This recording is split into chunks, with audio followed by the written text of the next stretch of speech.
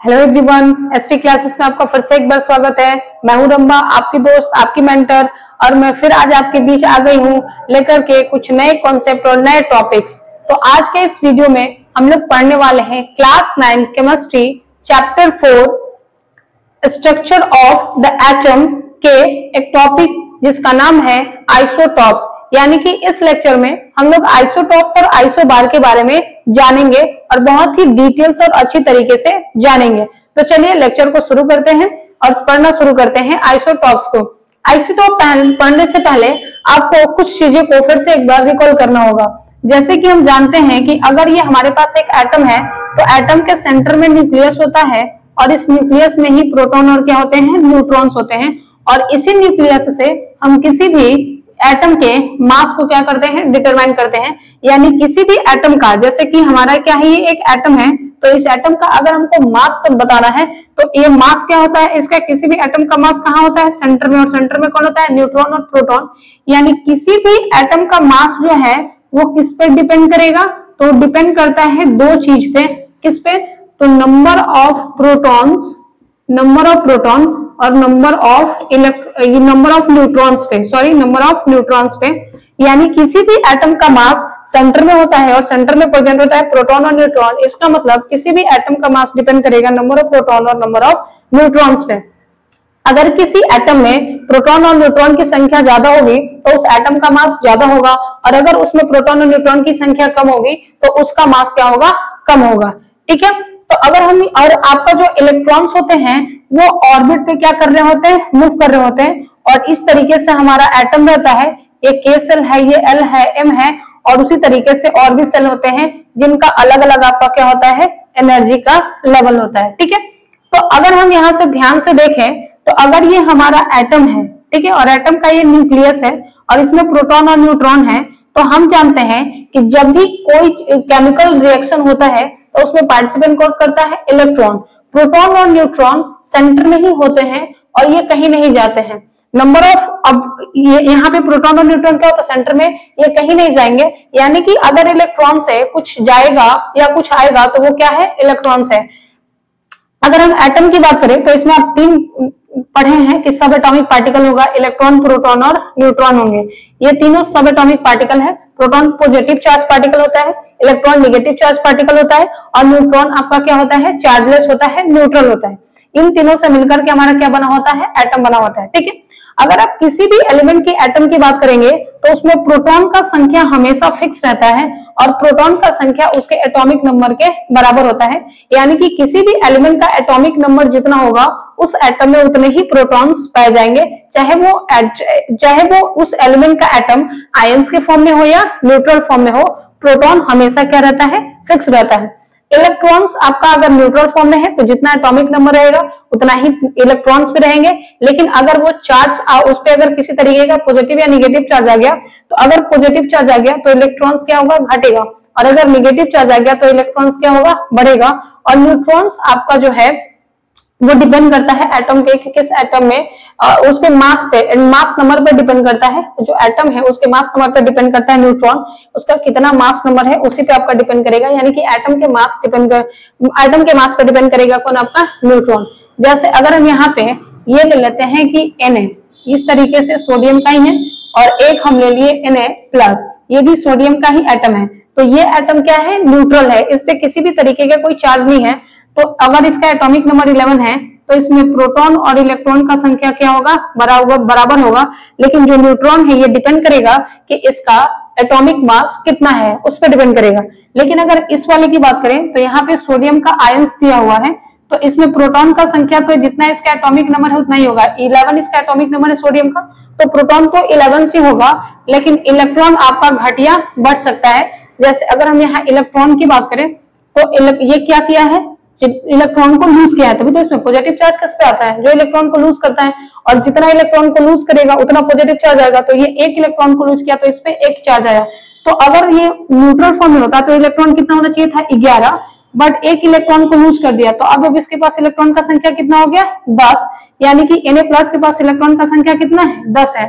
तो आप ये देख रहे होंगे कि प्रोटॉन ही एक ऐसा सब एटॉमिक पार्टिकल है जो कभी बदल नहीं रहा है, जितना है वो फिक्स है किसी भी एलिमेंट के एटम में। ठीक है। चलिए अब हम आगे बात करें इसमें, तो अगर हम कहें कि अब हम देखे थे कि मास आपका किस पर डिपेंड कर रहा था, नंबर ऑफ प्रोटॉन और नंबर ऑफ न्यूट्रॉन्स पे।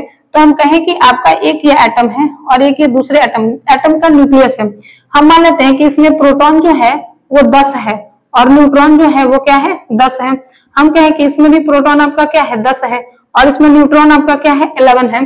तो अब बताइए कि इन दोनों में से कौन सा ज्यादा वेट होगा, कौन सा भारी होगा, किसका मास ज्यादा होगा, इसका या इसका, पहले वाले का या दूसरे वाले का? तो ऑफ कोर्स दूसरे वाले का, क्योंकि मास आप देख रहे हैं कि दोनों चीज पे डिपेंड कर रहा है, प्रोटॉन पे भी और न्यूट्रॉन पे भी।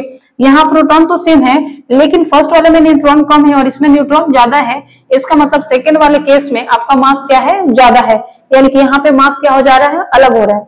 एक और बात समझने वाली है कि अगर आपके पास दो एटम है और एटम का जो मास होता है वो प्रोटॉन और न्यूट्रॉन पर डिपेंड करता है, और ये भी आपका प्रोटॉन और ये भी न्यूट्रॉन है, ठीक है, इसमें भी प्रोटॉन न्यूट्रॉन है, और अगर ये मास प्रोटॉन और न्यूट्रॉन पर डिपेंड करता है, और अगर हम सेम ही एटम के, जैसे हम सपोज करो कि कार्बन ले लिए, कार्बन है और कार्बन का ही ये दोनों एटम है, ये पहला एटम ही और दूसरा एटम है, तो कार्बन 6 अगर है तो इसका भी एटॉमिक नंबर 6 यानी प्रोटॉन 6 होगा और इसका भी एटॉमिक नंबर प्रोटॉन क्या होगा, 6 होगा, ठीक है। लेकिन एक में आपका न्यूट्रॉन का संख्या 6 है और एक में न्यूट्रॉन का संख्या क्या है, 8 है, ठीक है। लेकिन दोनों का जो ऐसे, जैसे हम ऐसे बोले कि कार्बन 6 है, 12 है और कार्बन 6 है और ये 14 है, तो आप देख रहे हैं कि दोनों का एटॉमिक नंबर 6 है, तो प्रोटॉन तो बराबर बराबर ही रहेगा। लेकिन यहाँ पे न्यूट्रॉन 6 हो जाएगा फर्स्ट वाले केस में और यहाँ पे न्यूट्रॉन 8 हो जाएगा सेकंड वाले केस में। अब आप बोलेंगे कि ये कैसे हो रहा है, तो किसी भी एटम का जो एटॉमिक मास होता है वो होता है number of protons plus number of electrons के। तो अगर प्रोटॉन 6 है तो न्यूट्रॉन भी 6 होगा और यहाँ पे मास 14 है, तो अगर प्रोटॉन 6 है तो न्यूट्रॉन कितना रहा होगा, 8 रहा होगा। तो आप देख रहे हैं कि ये जो सेम ही एलिमेंट का जो एटम है उसका मास अलग अलग हो जा रहा है। तो किस कारण से हो रहा है, क्योंकि उसमें न्यूट्रॉन का संख्या क्या हो रहा है, अलग अलग, यानी कि मास किसी भी एलिमेंट के सेम ही एटम का मास अलग हो जा रहा है, किसकी वजह से, तो प्रेजेंस ऑफ न्यूट्रॉन्स की वजह से, यानी कि न्यूट्रॉन्स पे डिपेंड कर रहा है। यानी कि अब जो आप टॉपिक पढ़ेंगे आइसोटॉप, उसमें सीधा सीधा आपको ये समझ में आने वाला है कि किसी भी एटम, किसी भी एलिमेंट का अगर आप दो एटम ले रहे हैं और अगर उसका एटॉमिक नंबर बराबर है, मास नंबर अलग अलग हो रहा है, तो उसके पीछे सीधा रिस्पॉन्सिबल आपका कौन है, न्यूट्रॉन्स। इतनी सारी चीजों पढ़ने के बाद अब आप आइसोटॉप को बहुत ही अच्छे से समझ पाएंगे। तो अब हम लोग अपने आइसोटॉप को समझते हैं कि आइसोटॉप कह क्या रहा है। अब आइसोटॉप को समझते हैं, आइसोटॉप क्या है।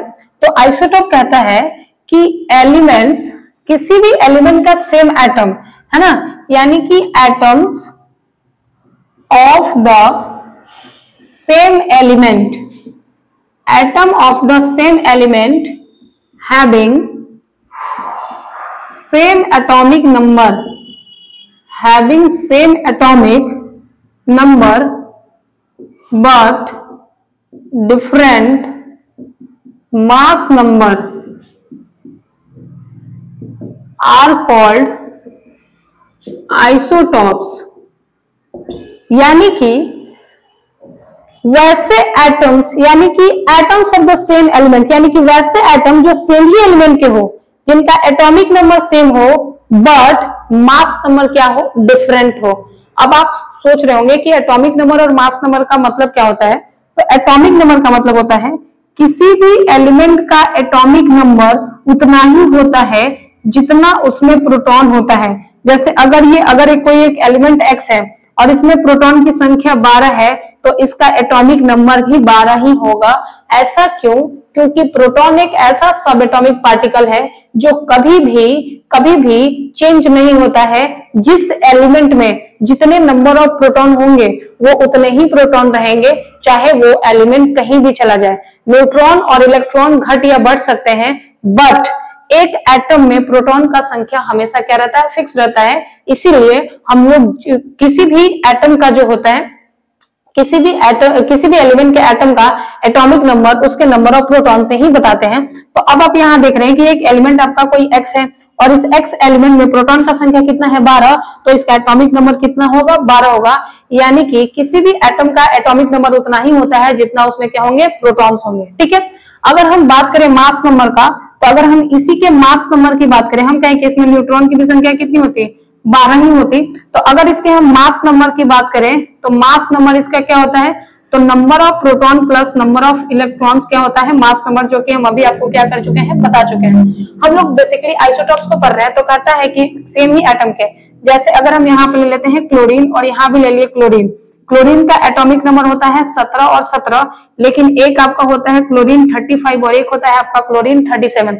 तो आप देख रहे हैं कि इन दोनों एटम्स में, दोनों क्लोरीन का ही एटम है, यानी कि atom of the same element है, सेम ही एलिमेंट के दोनों एटम है, जिनका एटॉमिक नंबर तो सेम है बट मास नंबर क्या है, डिफरेंट है। यहाँ 35 और यहाँ 37 है, तो ये दोनों के दोनों क्या कहलाएंगे, आइसोटॉप्स कहलाएंगे। उसी तरीके से अगर हम ये बात करें कार्बन का, तो कार्बन का 3 आइसोटोप होता है, कार्बन 612 होता है, कार्बन 613 होता है और कार्बन 6 क्या होता है, 14 होता है। तो आप यहाँ भी देख रहे होंगे कि सबका एटॉमिक नंबर क्या है, आपका सेम है, बट इनका मास नंबर क्या है, अलग अलग है। उसी तरीके से आप देखेंगे तो हाइड्रोजन का भी 3 आइसोटॉप्स होता है और हाइड्रोजन का एटॉमिक नंबर क्या होगा, 1, इसका भी 1, इसका भी 1, बट इसका मास नंबर होगा 1, इसका होगा 2 और इसका होगा 3। तो आप देख रहे हैं कि एटॉमिक नंबर तो सबका सेम है बट मास नंबर सबका क्या है, अलग अलग है। इसीलिए इसको हम क्या बोलेंगे, आइसोटॉप, क्योंकि आइसोटॉप का डेफिनेशन ही कहता है कि elements having same atomic number but different mass number are called isotopes, यानी कि ऐसे एलिमेंट के एटम जिनका एटॉमिक नंबर तो सेम है बट मास नंबर क्या है, डिफरेंट है, उसको हम लोग क्या बोलते हैं, आइसोटॉप्स बोलते हैं। अगर आप ध्यान से देखें तो ये आइसोटॉप्स, अगर हम इस यहाँ पे बात करें तो अगर हम प्रोटॉन और न्यूट्रॉन की बात करें, अगर हम किसकी बात करें, प्रोटॉन, न्यूट्रॉन और इलेक्ट्रॉन की बात करें इस केस में, तो अगर यहां से हम देख लेते हैं प्रोटॉन, ये हो गया इलेक्ट्रॉन और ये हो गया न्यूट्रॉन। तो अगर हम क्लोरीन वाले में ऊपर देखें, फिर कार्बन वाले में देखें और फिर हाइड्रोजन वाले में देखें, तो अगर हम यहाँ पे प्रोटॉन देखें तो दोनों, क्योंकि क्लोरीन ही एटॉमिक नंबर 17 है, तो सारे में यहाँ पे ये क्या होगा, इलेक्ट्रॉन का संख्या तो कितना होगा, सॉरी प्रोटॉन का संख्या तो 17 ही होगा, और क्योंकि ये न्यूट्रल फॉर्म है, इससे कोई चार्ज नहीं है, तो इलेक्ट्रॉन भी दोनों में 17 ही होगा। लेकिन जैसे ही हम बात करेंगे किसका, न्यूट्रॉन का, तो आप जानते हैं कि mass number proton plus neutron के बराबर होता है। अगर मास नंबर 35 और प्रोटॉन 17 है, तो यहाँ पे न्यूट्रॉन कितना रहा होगा, 18, यानी कि यहाँ पे न्यूट्रॉन का संख्या 18 रहा होगा। और जब इसमें देखेंगे तो अगर आपका प्रोटॉन, ये mass number proton plus neutron है, प्रोटॉन 17 है इसमें भी, तो इसमें न्यूट्रॉन कितना हो जाएगा, 20 हो जाएगा। तो आप देख रहे होंगे कि जो आपका आइसोटोप्स है उनमें प्रोटॉन और इलेक्ट्रॉन का संख्या तो बराबर होता है, बट आपका न्यूट्रॉन क्या होता है, अलग अलग, यानी कि न्यूट्रॉन बराबर नहीं होता है। और किसी भी एलिमेंट के एटम में न्यूट्रॉन की ही संख्या घटने या बढ़ने के कारण आइसोटॉप्स का फॉर्मेशन होता है। यानी कि आइसोटॉप्स आपके किससे बनते हैं, न्यूट्रॉन्स की वजह से बनते हैं, क्योंकि या तो न्यूट्रॉन ज्यादा हो या कम हो रहा है, इसी वजह से मास उसका क्या हो रहा है, बढ़ रहा है या घट रहा है।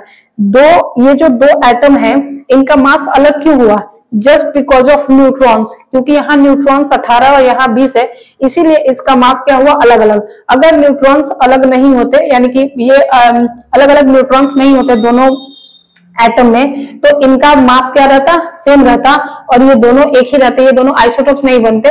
लेकिन क्योंकि इसमें 18 न्यूट्रॉन है और इसमें 20 है, यानी कि न्यूट्रॉन का संख्या अलग अलग है, इसीलिए इसका मास नंबर अलग अलग हो गया और ये क्या बन गया, आइसोटोप। इसी तरीके से अगर आप कार्बन को देखेंगे तो कार्बन में तीनों में अगर आप प्रोटॉन खोजेंगे तो प्रोटॉन का संख्या 6 मिलेगा, इलेक्ट्रॉन का भी संख्या 6 मिलेगा। लेकिन जब आप न्यूट्रॉन की बात करेंगे तो इसमें न्यूट्रॉन्स कितने मिलेंगे, 6, इसमें न्यूट्रॉन कितना मिलेगा, 7, और इसमें न्यूट्रॉन कितना मिलेगा, 8। तो यहाँ पे भी आपका न्यूट्रॉन देख रहे हैं कि अलग अलग है, प्रोटॉन और इलेक्ट्रॉन तो सेम है बट न्यूट्रॉन क्या है, अलग अलग है। उसी तरीके से यहाँ देखेंगे तो यहाँ आपको प्रोटॉन कितना मिलेगा, 1, और यहाँ आपको न्यूट्रॉन कितना मिलेगा, तो न्यूट्रॉन यहाँ नहीं मिलेगा, न्यूट्रॉन मिलेगा 0, क्योंकि इसका मास नंबर क्या है, 1 ही है। तो प्रोटॉन तो जितना एटॉमिक नंबर के बराबर ही क्या रहता है, प्रोटॉन, तो अगर ये एटॉमिक नंबर इसका 1 है तो प्रोटॉन तो होगा ही होगा, न्यूट्रॉन इसमें क्या होगा, 0। और अगर इलेक्ट्रॉन की बात करें तो इलेक्ट्रॉन भी 1 होगा। जब इसमें देखेंगे तो प्रोटॉन आपका कितना होगा, 1, क्योंकि इसका एटॉमिक नंबर 1 है। इलेक्ट्रॉन भी इसमें कितना होगा, 1, ठीक है, क्योंकि ये न्यूट्रल फॉर्म है तो प्रोटॉन इलेक्ट्रॉन दोनों बराबर होगा। और न्यूट्रॉन देखेंगे तो न्यूट्रॉन भी कितना हो जाएगा, 1, क्योंकि 1 और 1 मिला के क्या होगा, 2। लेकिन जब इस वाले आइसोटॉप की बात करेंगे तो यहाँ पे प्रोटॉन कितना होगा, 1, क्योंकि एटॉमिक नंबर 1, इलेक्ट्रॉन भी 1, क्योंकि न्यूट्रल है तो प्रोटॉन न्यूट्रॉन एटॉमिक नंबर बराबर।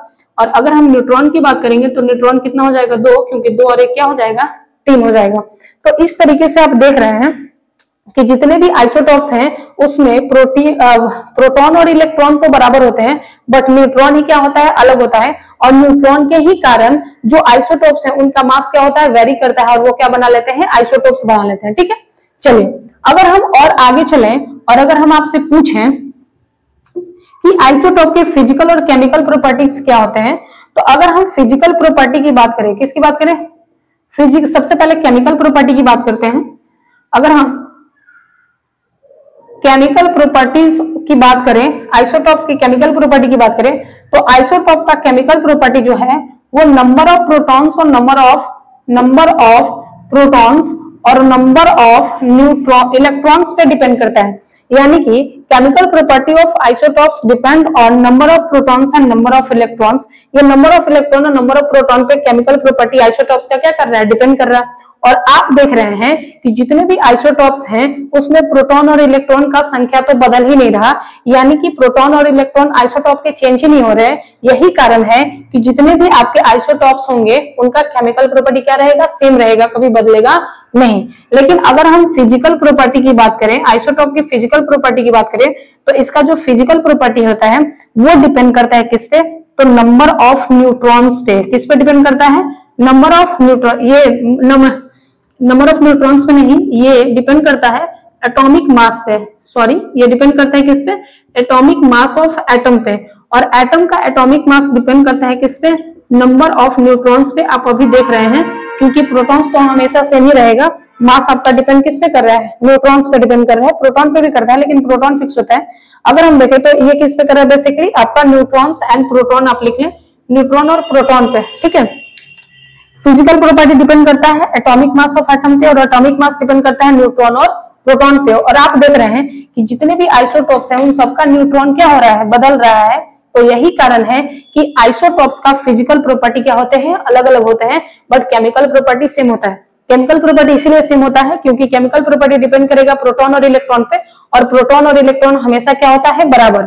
और फिजिकल प्रॉपर्टी डिपेंड करता है एटॉमिक मास ऑफ एटम पे, और एटॉमिक मास डिपेंड करता है नंबर ऑफ प्रोटॉन और किस पे, न्यूट्रॉन पे। और न्यूट्रॉन आप देख रहे हैं कि जितने भी आइसोटॉप है सब में न्यूट्रॉन आपका क्या हो रहा है, चेंज हो रहा है। इस कारण से जितने भी आइसोटॉप है सबका फिजिकल प्रॉपर्टी क्या होता है, अलग अलग होता है। तो ये था आपका आइसोटॉप्स। क्या थे आपका ये आइसोटॉप। इसके बाद आपका आता है एक आइसोबार। तो आइसोबार को भी हम लोग यहीं पे समझ लेते हैं। तो आइसोबार को भी देख लेते हैं। आइसोटॉप्स के बाद अब हम लोग आइसोबार को समझते हैं। तो आइसोबार क्या होता है, तो आइसोबार कहता है कि atoms of different element having same mass number but different atomic number। ये बहुत ही आसान है, यानी कि वैसे दो एटम जो डिफरेंट एलिमेंट के हो बट उनका मास नंबर सेम हो और एटॉमिक नंबर अलग हो। जैसे आप एग्जांपल से देखिए, हम लिख लिए आर्गन 18 और इसका एटॉमिक नंबर होता है, एटॉमिक नंबर 18 और मास नंबर कितना होता है 40। ये आपका आर्गन है। और दूसरा आपका है कैल्शियम जिसका एटॉमिक नंबर होता है 20 और मास नंबर क्या होता है 40। तो अगर आप इन दोनों एलिमेंट को देखेंगे तो ये दोनों एटम जो है एटम ऑफ डिफरेंट एलिमेंट है। ये आर्गन का एटम है और ये कैल्शियम का एटम है, तो एटम ऑफ डिफरेंट एलिमेंट हो गया।